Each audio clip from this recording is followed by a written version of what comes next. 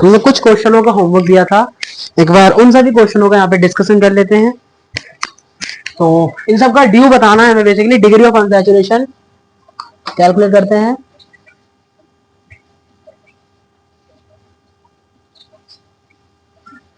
सबसे पहले टोलुइन, तो टोलुइन बनता है ऐसे, तो सिर्फ बेंजीन आ रही है और बेंजीन का कितना होता है 4। एनिसोल किसको बोलते हैं, ये हमें नाम याद रखने हैं, स्ट्रक्चर को यहीं से याद करते चलना है। एनिसोल बोलते हैं ऑर्था मिथॉक्सी बेंजीन, इसको बोला जाता है एनिसोल, और इसका ड्यू भी कितना आ रहा है 4। ये क्या होता है अपना फिनोल, इसका इसका भी स्ट्रक्चर कैसे बनेगा, तो इसका भी ड्यू कितना आएगा 4। जाइलिन, जाइलिन भी बेंजीन से बना होता है और बोला क्या है पैराजाइलिन, मतलब आपको पहले टोलुइन बनाना है और यहाँ क्या बोला पैरा, तो यहाँ एक और CH3 लगा देना, तो ये बन जाएगा पैराजाइलिन। अगर मेटाजाइलिन बोलता तो यहाँ CH3 लगाते, ऑर्थाजाइलिन बोलता तो यहाँ CH3 लगाते। तो इसका अभी कितना ड्यू आ रहा है 4। एक पीएच का 4, 2 पीएच का कितना ड्यू 8 ड्यू, 4 पीएच का कितना ड्यू हो जाएगा 32, 2 पीएच का कितना ड्यू हो जाएगा। इसका स्ट्रक्चर बनाना चाहिए हमें, बना के देखते हैं। ये carbon pH pH pH pH, इसका मतलब 4 4 चौक 16 ड्यू आ जाएगा। अब हम बनाते हैं PH2C2 का, तो कैसे बनेगा पीएच पीएच और C2 है, मतलब 2 कार्बन है। अब इनके 4 बॉन्ड भी पूरे हो गए क्या, अब इनके 4 बॉन्ड भी पूरे हैं और अपना स्ट्रक्चर बनके तैयार है। तो ये क्या हो गया अपना 4 4, और इसका कितना हो जाएगा, टोटल ड्यू कितना आ गया यहाँ पे 10 आ गया।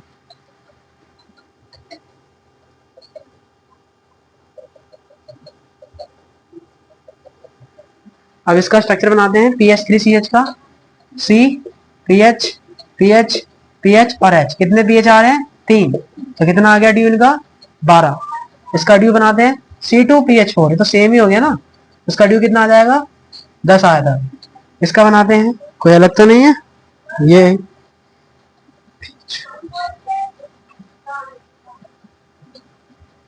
PH4C2, और ये PH2C2 था, ये PH4C2 है, दूसरा है ये, बनाइए C C PH PH PH PH, bond कितने हो रहे हैं 3, तो एक और बनाना पड़ेगा।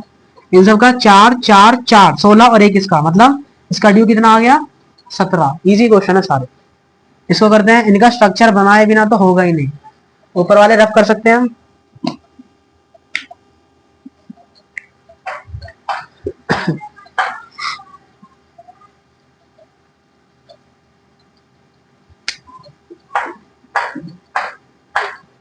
तो सी और ये 3 कार्बन लगे हैं, तो ये 3, फिर ये सी, फिर सी, फिर सी, फिर सी, ट्रिपल बॉन्ड है, और कोई एच नहीं है, मतलब डबल बॉन्ड ही देने पड़ेंगे।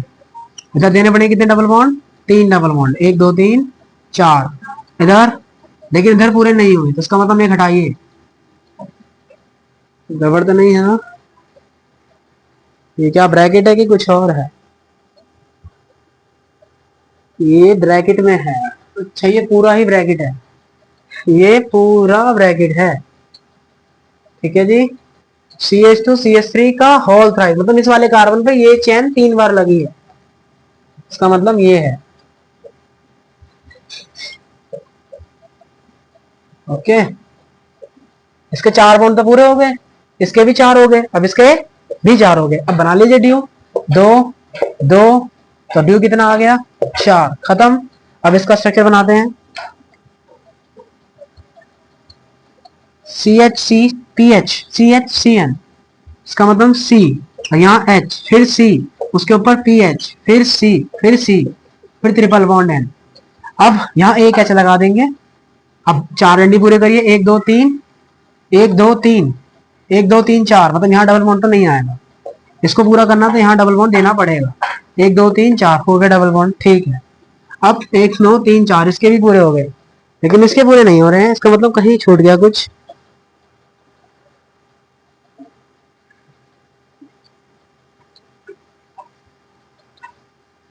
चार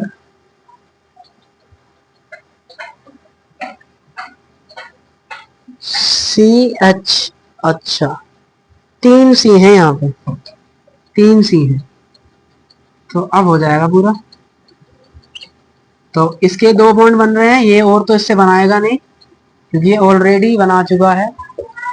1 2 3 4, तो ये यही बनाएगा। कितना बॉन्ड बनाने की जरूरत है इसे बनाने की जरूरत है 2 और। 1 2 3 4, अभी सबके 4 4 हो गया। अब लिख लीजिए ड्यू।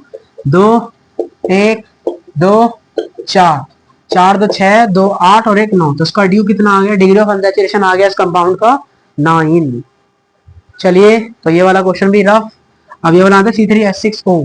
चेक करिए कैसे बनेगा अपना। इसका तो कुछ करना ही नहीं, डिग्री ऑफ चेक करेंगे इसका। एल्कीन बनाइए तो ऑक्सीजन को तो काउंट ही नहीं करते, काट दो। 3 दूनी 6, 2 8, 8 हाइड्रोजन होने चाहिए, है कितने? 6, डिफरेंस 2 डिवाइड बाय 2, तो ड्यू कितना आ गया? 1। इस ऑक्सीजन काट दो, 5 दूनी 10 2 12, डिफरेंस 2 का, तो डिग्री ऑफ अनसैचुरेशन कितना आ गया? 1 आ गया। तो सारे हमने यहाँ पे कर लिए। काफी इजी है डिग्री ऑफ अनसैचुरेशन निकालना। इसको काटते हैं और जितने नाइट्रोजन होते हैं उतने हाइड्रोजन माइनस कर देते हैं। इसका मतलब 8 हो जाएंगे हाइड्रोजन। अब हाइड्रोजन 8 माने जाएंगे, 10 20 तो 22, डिफरेंस 14 का, तो डिग्री ऑफ अनसैचुरेशन 7। यहां से हट आया, एक कम करा, कितना आया? 0 का डिफरेंस। इसका मतलब डिग्री ऑफ अनसैचुरेशन भी 0। जितने Cl उतने हाइड्रोजन प्लस कर दो, तो 6 हाइड्रोजन है। होने कितने चाहिए थे? 8, डिफरेंस 2 का, तो डिग्री ऑफ अनसैचुरेशन कितना आ गया इसका? 1 आ गया। अब इसका करिए, ऑक्सीजन काट दो, 2 और 2 4, प्लस 10 एंड माइनस 2, तो 12 हाइड्रोजन होने चाहिए, है कितने? 12 दूनी 24 और 2 26, डिफरेंस, तो degree of unsaturation is 7। That's done. Deuterium और टाइटेरियम ट्रीटेड एज अ हाइड्रोजन, तो कितना हाइड्रोजन है? 10 11 12 13 14, और इसको तो गिनते ही नहीं। 18 का मतलब कितनी होनी चाहिए? 18 दिन 36 और 2 38, डिफरेंस 24 का, और डिग्री ऑफ अनसैचुरेशन इज 14। ये करते हैं, Cl है अपना जोड़ दो, 12 होने कितने चाहिए थे? 10 20 तो 22, डिफरेंस 10 का, तो ड्यू कितना आ गया? 5 आ गया। That's the fine. अब 10 इसको काट दो, 10 2 12 2 14 माइनस 2 12, 12 दूनी 24 और 2 26, डिफरेंस 14 का, तो ड्यू कितना आ गया? 7 आ गया। 11 में से 1 गया 10, होने कितने चाहिए?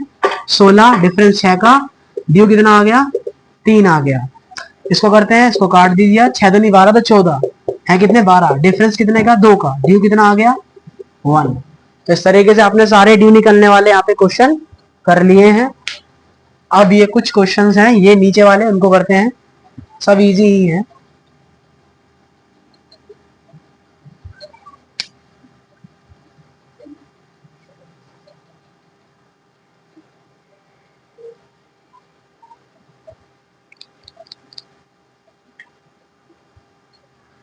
तो 1 4 4 4 4 4 4 4 और 1, मतलब कितने ड्यू आ गया इसका?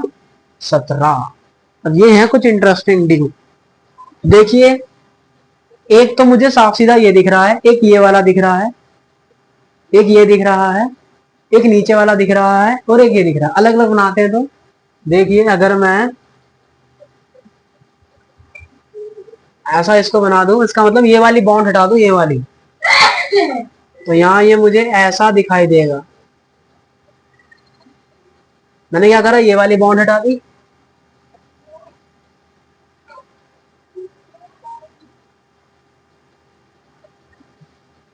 और एक ये वाली बॉन्ड हटा दी, और ये वाली बॉन्ड भी हटा दी। तो अब इसमें कितने स्ट्रक्चर दिखाई दे रहे हैं? 1 2 3, और यहाँ कितनी हटाई है? 3। इसका मतलब बास्केटॉन का डिग्री ऑफ अनसैचुरेशन कितना आ गया? 6 आ गया।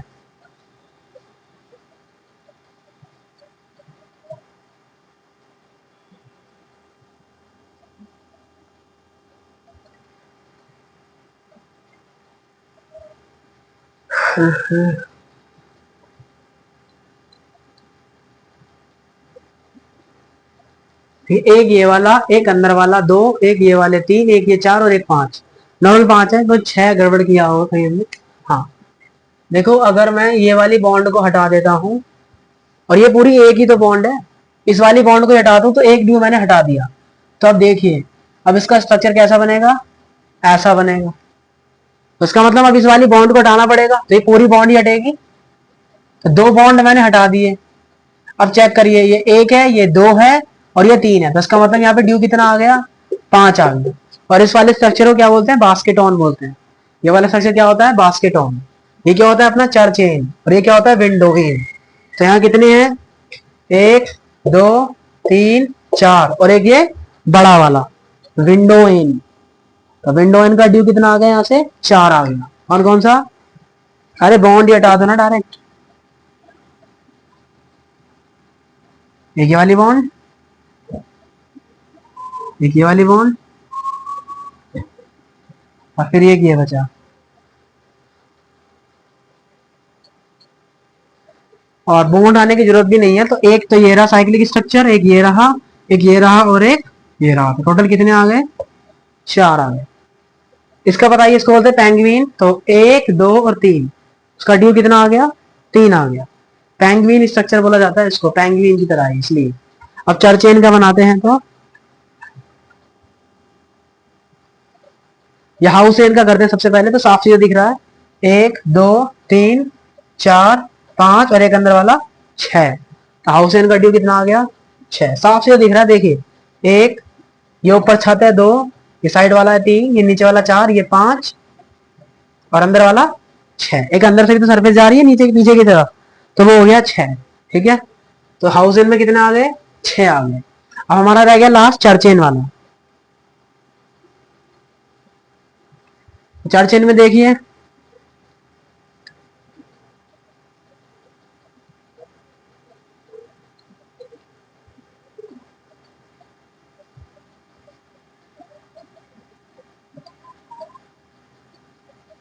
ये हमारा चर्चेन का स्ट्रक्चर है। तो ये एक ड्यू तो ये नजर आ रहा है, एक ये रहा, एक ये रहा, एक ये रहा, एक, दो, तीन, चार, ये स्ट्रक्चर ऐसे है।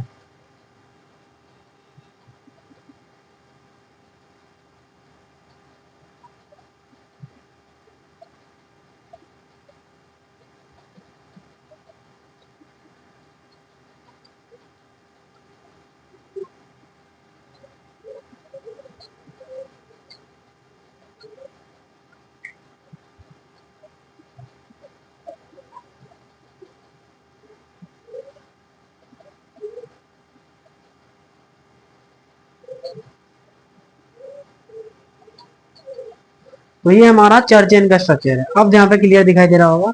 तो ये एक, ये दो, ये तीन, ये चार, और ये 5, और एक अंदर वाली सरफेस। तो टोटल कितने हो गए, 6 हो गए।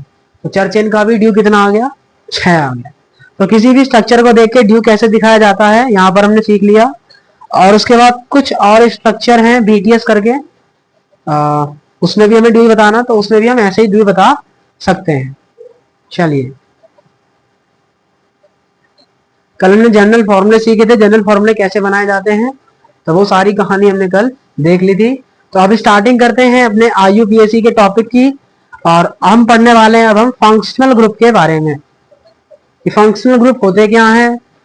और फंक्शनल ग्रुप बेसिकली किसी की भी केमिकल प्रॉपर्टी को डिफाइन करने का काम करते हैं। वो हमारे क्या कहलाते हैं, फंक्शनल ग्रुप कहलाते हैं।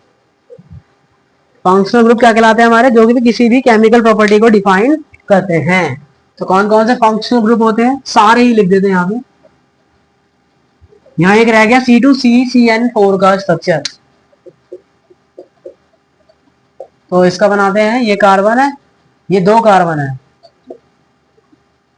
C2CC मतलब ऐसे होगा। और यहाँ से 4 कार्बन जुड़े हैं, 4 कार्बन जुड़े हैं इस वाले C से। तो कुछ तो होगा ऐसे, 4 ही जोड़ देंगे तो फिर ये कहाँ से जुड़ेगा, देखो भैया, एक सेकेंड।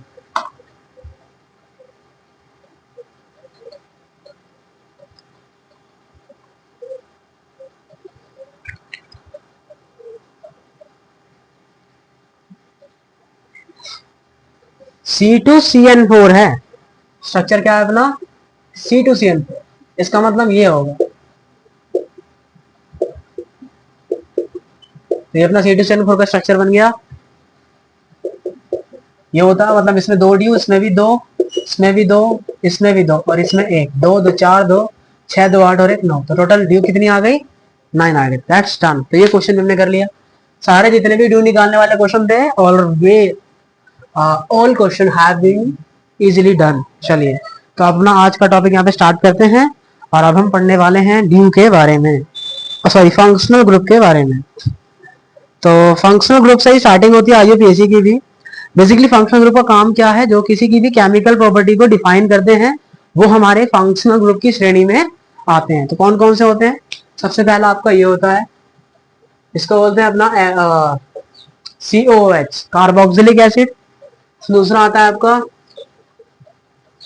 इसको बोला जाता है सल्फोनिक एसिड SO3H SO3H। तीसरा आता है एसिडिक एनहाइड्राइड।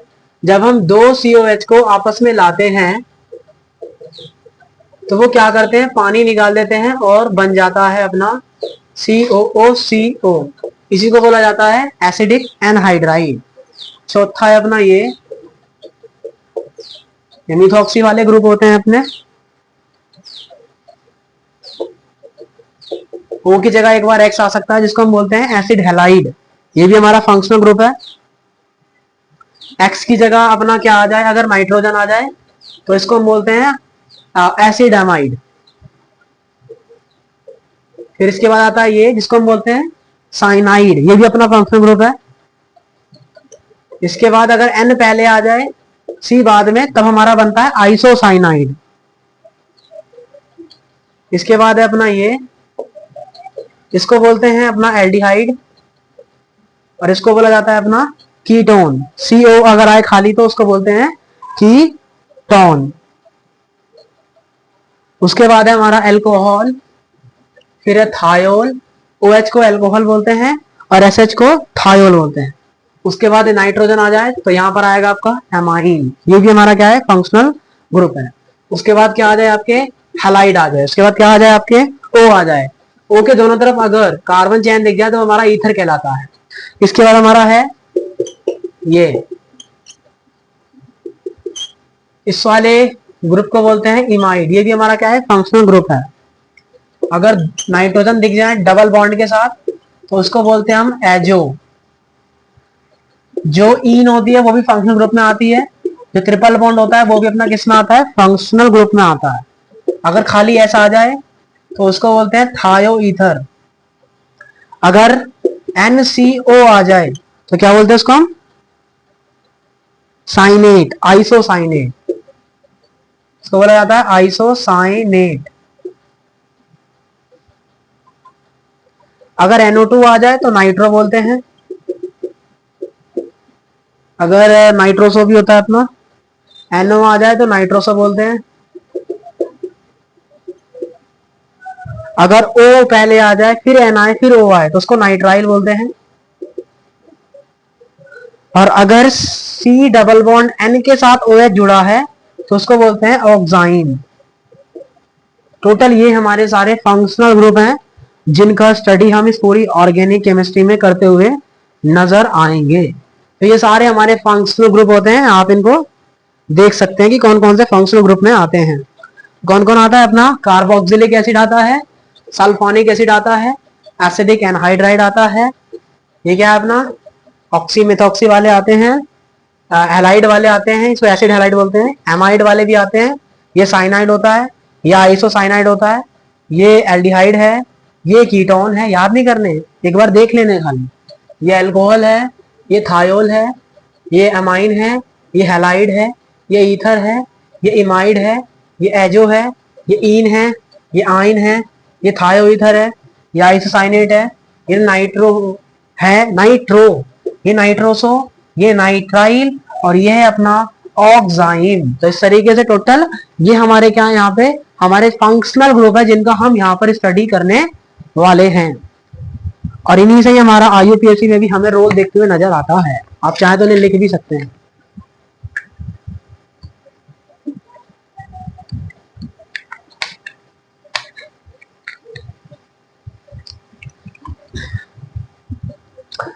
अब हम एक आध क्वेश्चन करते हैं और उन क्वेश्चन में आपको बताना है कि इसमें कितने फंक्शनल ग्रुप हैं।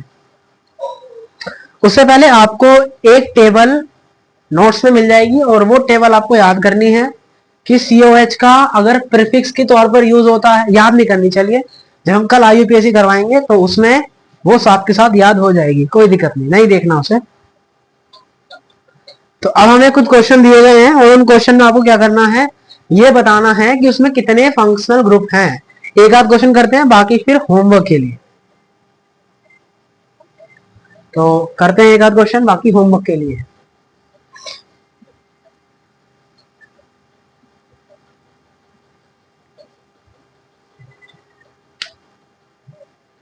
ये हमारा स्ट्रक्चर है।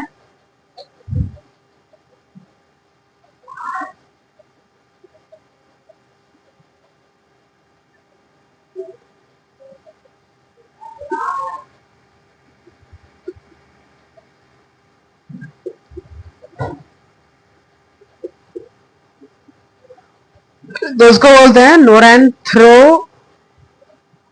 नोरेंथ्रिनड्रॉन। इस स्ट्रक्चर को क्या बोला जाता है, नोरेंथ्रीडॉन ड्रॉन। देखिए कितने फंक्शनल ग्रुप है, एक तो ये एल्काइन, एक एल्कोहल, एक ये एल्कीन और एक ये कीटोन। तो फंक्शनल ग्रुप कितने हो गए अपने, 4। तो बेसिकली बस यही काम करना है। एक और क्वेश्चन करते हैं।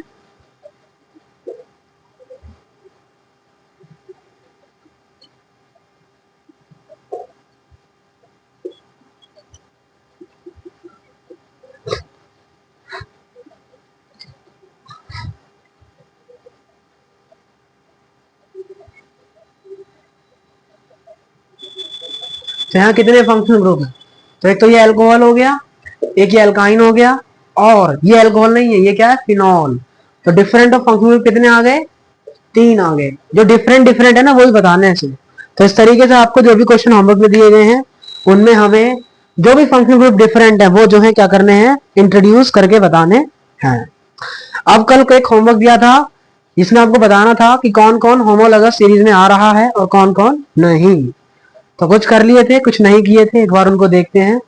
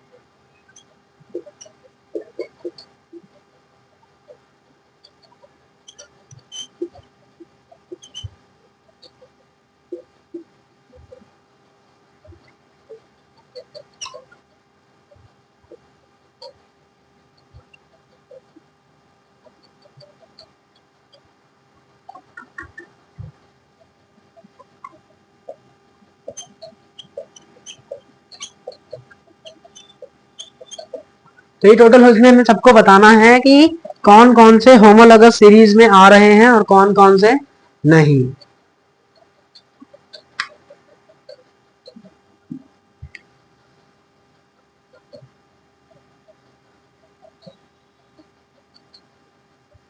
तो ये भी अल्कोहल है, ये भी अल्कोहल है, ये भी अल्कोहल है, सब में CH2 नंबर का डिफरेंस है। ओहो, क्या ये अल्कोहल है, नहीं, ये तो पानी है।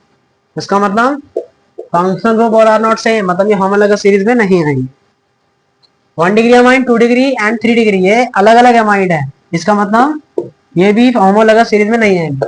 ये भी अल्कोहल है, ये भी अल्कोहल है, ये भी अल्कोहल। इसका मतलब और ड्यू भी सबका सेम है, तो इसलिए ये क्या आएंगे, होमोलॉगस सीरीज में आएंगे। यहाँ देखिए लास्ट में O लगा है, इसका मतलब यहाँ H होगा। देखिए यहाँ क्या लाएगा, एल्डिहाइड। यहाँ भी H होगा, मतलब ये एल्डिहाइड, लेकिन ये बीच में O लगा है। अगर इधर भी R हो, इधर भी कार्बन चैन हो, इधर भी कार्बन चैन हो, तो ये अपना कीटोन होता है और ये एल्डिहाइड है। इसका मतलब ये भी होमोलॉगस सीरीज में नहीं आएंगे। यहाँ देखो क्लोरीन तो है, मतलब फंक्शनल ग्रुप तो सेम है। एक बार ड्यू चेक करते हैं। यहाँ ड्यू कितनी आएगी, 6 हाइड्रोजन है और 6 ही होने चाहिए, मतलब ड्यू इधर 0। इधर 13 है, 14 है और 14 ही होने चाहिए, मतलब यहाँ भी ड्यू 0। लेकिन यहाँ 18 है, होने कितने चाहिए 20, मतलब यहाँ ड्यू कितना आ गया 1। तो क्या ड्यू सेम आ रहा है, नहीं। इसका मतलब ये क्या नहीं होंगे, अपने होमोलॉगस सीरीज में नहीं आएंगे। ये तो अपना एसिड हाइड्राइड होता है, ये एल्डिहाइड है और ये एल्डिहाइड है, क्लोरीन भी है। तो ये क्या फंक्शनल ग्रुप सेम है, बिल्कुल नहीं है। ये भी इधर है, ये भी इधर है, और तो इसलिए ये सही है। ये साइनाइड है, ये साइनाइड है, लेकिन ये क्या है, आइसोसाइनाइड, तो इसलिए डिफरेंट फंक्शनल ग्रुप हो गए।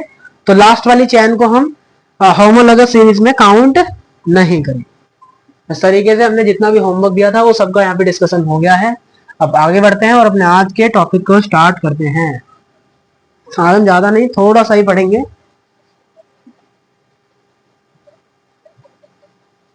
बेसिकली ऑर्गेनिक कंपाउंड के बारे में जान रहे हैं। तो जो ऑर्गेनिक कंपाउंड होते हैं वो 2 प्रकार के होते हैं। एक होता है एलिसाइक्लिक और एक होता है साइक्लिक, असाइक्लिक, सॉरी एलिसाइक्लिक नहीं, असाइक्लिक। असाइक्लिक का मतलब है ऐसे कंपाउंड जो चैन नहीं बनाते हैं, और साइक्लिक का मतलब है जो चैन बनाते हैं, मतलब ऐसे रहते हैं और जो खुले रहते हैं। तो असाइक्लिक खुले वाले और साइक्लिक बंद वाले। साइक्लिक में भी 2 कंपाउंड होंगे, कौन कौन से, एक तो होमोसाइक्लिक और एक हेट्रोसाइक्लिक।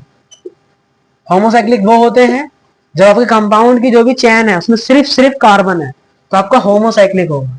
और हेट्रोसाइक्लिक वो होते हैं जिसमें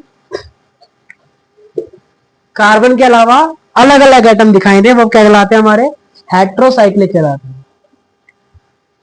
तो बेसिकली जो होमो हेट्रो है ना, वो भी 2 के अंदर आते हैं, मतलब साइक्लिक वाला 2 के अंदर डिफाइन होता है। एक होता है एलिसाइक्लिक और एक होता है एरोमेटिक। एलिसाइक्लिक और एरोमेटिक के ये दोनों क्या होते हैं, काइंड्स होते हैं, मतलब प्रकार हैं। एलिसाइक्लिक, इसमें एलिसाइक्लिक में भी क्या क्या आता है, होमोसाइक्लिक और हेट्रोसाइक्लिक। और एरोमेटिक में भी क्या आता है, होमोसाइक्लिक और हेट्रोसाइक्लिक। एलिसाइक्लिक क्या होते हैं, एरोमेटिक देखो, एरोमेटिक वो होते हैं जो हकल नियम का फॉलो करते हैं और जिसमें हीट का, जिसमें इलेक्ट्रिसिटी का फ्लो होता है, वो हमारे क्या कहलाते हैं, एरोमेटिक कंपाउंड कहलाते हैं। और एलिसाइक्लिक क्या होते हैं, जो एरोमेटिक ना हो, जो इलेक्ट्रिसिटी या जो हकल नियम का फॉलो ना करे, वो अपने क्या होते हैं, एरोमेटिक होते हैं। एलिसाइक्लिक क्या है, क्लोज चेन हो गया, और उसमें क्या आते हैं, होमो मॉलिक्यूल्स और हेट्रोसाइक्लिक, होमोसाइक्लिक और हेट्रोसाइक्लिक। और एरोमेटिक कौन होते हैं, जो एक पर्टिकुलर रिंग बनाए और जिसमें से इलेक्ट्रिसिटी का फ्लो हो, जो हकल नियम का फॉलो करे, वो क्या होता है, अपना एरोमेटिक होता है। पढ़ेंगे उसके बारे में आगे। और जो असाइक्लिक होते हैं वो भी 2 प्रकार के होते हैं। एक होता है सैचुरेटेड हाइड्रोकार्बन और एक होता है अनसैचुरेटेड हाइड्रोकार्बन। जो सैचुरेटेड हाइड्रोकार्बन होता है उसमें आपका एल्कीन आता है, एल्केन आता है, जो सिंगल बॉन्ड बनाता है, पढ़ रखा होगा। और अनसैचुरेटेड में 2 आते हैं, कौन कौन से, एक आता है एल्कीन और एक आता है एल्काइन, तो मतलब ट्रिपल बॉन्ड और डबल बॉन्ड, तो वो होते हैं हमारे अनसैचुरेटेड हाइड्रोकार्बन। तो आपको क्या करना है, नीचे वाले क्वेश्चन में ये बताना है कि कौन कौन से हेट्रोसाइक्लिक कंपाउंड है, और वो होमवर्क है, कल इस पर डिस्कशन करेंगे। और कुछ कुछ का जनरल फॉर्मूला लिख के ले आना है, वो भी होमवर्क में, उसका डिस्कशन कल करेंगे। और पॉसिबल स्ट्रक्चर आपको किसी किसी के बताने हैं। तो हम स्टार्टिंग करते हैं अपने नॉर्मल क्लेचर की। नॉर्मल क्लेचर का मतलब है नामकरण। तो नामकरण करने के बेसिकली 3 मेजर चीज हैं। सबसे पहले क्या करिए, आप सिलेक्शन करिए। सबसे पहले आपको चुनना है कि कौन सी चैन लेनी है, फिर आपको उसका क्या करना है, नंबरिंग करनी है, स्थान देना है, नंबरिंग करनी है। सबसे पहले क्या करना है, किसी भी चैन, किसी भी कंपाउंड का नोमेनक्लेचर करते समय सबसे पहले उसका सिलेक्शन करेंगे, फिर नंबरिंग करेंगे, और फिर बाद में जाके उस कंपाउंड का हम क्या करेंगे, नाम करेंगे। तो यही होता है हमारा नोमेनक्लेचर में। तो हमें इसमें एक रूल फॉलो करना है, कौन सा, सबसे पहले आपको क्या करना है, F, selection of carbon chain. तो कार्बन चेन तो बोलेंगे जो सबसे बड़ी हो, लेकिन उसमें प्रायोरिटी किसको देंगे, सबसे ज्यादा प्रायोरिटी देंगे फंक्शनल ग्रुप को, फिर प्रायोरिटी देंगे मल्टी बॉन्ड को, फिर मल्टी बॉन्ड के बाद प्रायोरिटी देंगे हम लॉन्गेस्ट चेन को, फिर प्रायोरिटी देंगे साइड चेन को, और फिर सबसे लास्ट में जाएंगे हम एली अल्फाबेटिकल ऑर्डर को। तो ये हमारा क्रम होगा, इसी बेसिस पर हम क्या करेंगे, अपनी नंबरिंग करेंगे। समझिए, एफ मतलब फंक्शनल ग्रुप, एम मतलब मल्टी बॉन्ड, डबल बॉन्ड या फिर ट्रिपल बॉन्ड, एल का मतलब है लॉन्गेस्ट चेन, एस का मतलब है साइड चेन, और ए का मतलब होता है क्या जी, अल्फाबेटिकल ऑर्डर। जब समझेंगे तो ये लगा के देखेंगे। इसका मतलब सबसे ज्यादा प्रायोरिटी हम फंक्शनल ग्रुप को देंगे, फिर उसके बाद मल्टी बॉन्ड को देंगे, और उसके बाद लॉन्गेस्ट चेन को देखेंगे। इसका मतलब एक लॉन्गेस्ट चेन है और एक ऐसी चेन है जिसमें फंक्शनल ग्रुप आ रहा है, तो हम किसको प्रायोरिटी देंगे, फंक्शनल ग्रुप वाली चेन को प्रायोरिटी देंगे। इसका मतलब सबसे ज्यादा प्रायोरिटी फंक्शनल ग्रुप को देते हैं, फिर मल्टी बॉन्ड को देते हैं, फिर लॉन्गेस्ट चेन को देते हैं, फिर साइड चेन को देते हैं, और लास्ट में प्रायोरिटी देते हैं अल्फाबेटिकल ऑर्डर को। तो ये हमारा क्रम होने वाला है नोमेनक्लेचर का, और नोमेनक्लेचर की स्टार्टिंग करेंगे हम कल से। तो जो भी होमवर्क है वो करके लेके आना है, और आज की क्लास ये पे अंत करते हैं। तब तक के लिए टाटा बाय बाय, जय हिंद। मिलते हैं अपनी अगली क्लास में।